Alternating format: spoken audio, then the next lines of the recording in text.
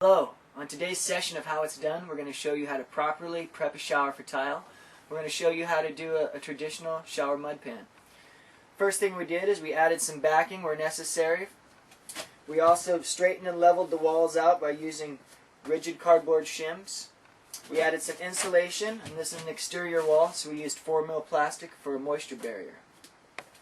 In addition to prepping the shower, we added blocking all the way around the shower, as you can see, so we have somewhere to staple the pan liner.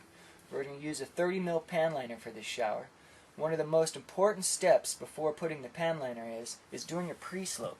As you can see with the level, we got a nice slope, and what we did to accomplish that was use half thin set, half sanded mortar. So what happens is you put your pan liner in. Your pan liner is sloped towards the drain thanks to our pre-slope. So if the water hits it, it trickles down towards the drain, and to allow it to drain, the drain is designed with these special weep holes so it can still properly drain. This concludes the first step of doing a shower pan. Alright, we just finished up with step 2. We put up some water and mold resistant board, got all the seams taped off, ready for waterproofing. We left it up, as you can see, about 8 inches off the pre-slope. Now we're ready to do our mud pan. We're just finishing up step 3. We put some pan liner in. This board is 1/2 inch. Now we're going to put 1/4 inch board over the pan liner. The reason why we do that is because you've got folds in the corners of the pan liner, and it would protrude the 1/2 inch out. So we put a couple shims in the 1/4 inch, and then we'll waterproof that seam.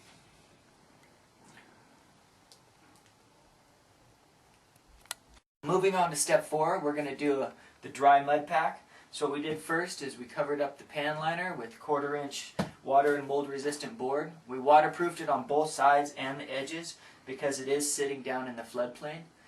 So then we put pea gravel around all the weep holes that I was showing you earlier how it was going to drain. So this way the mortar doesn't clog the weep holes and it can still properly drain.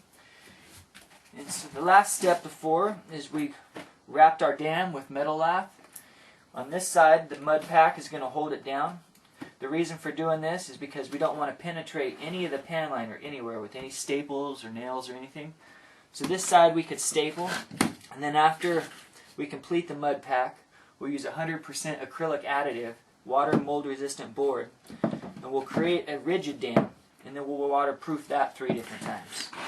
And that concludes step 4. Step 5, we're in the process of doing the mud pan. So first of all, we did a level curve all the way around the perimeter of the shower. Then we filled the inside with the dry pack, sloping at about 1/2 inch per foot. So the reason for the dry pack is so water can penetrate through the porous mud, make it down to the pan liner, and then drain out the weep holes we explained to you earlier. If we filled this up with a wet cement, then the water would make it through the grout, hit that wet cement, sit there stagnant, and create mold and mildew in your grout. So that completes step 5. Okay, so we're on the final stage of doing the mud pan. What we're doing here is creating a rigid dam, applying this water and mold resistant board with 100% acrylic additive in thin set. So this is the top of the dam. It's sloping inwards. We'll put 3 layers of waterproofing on that, and we're ready for tile.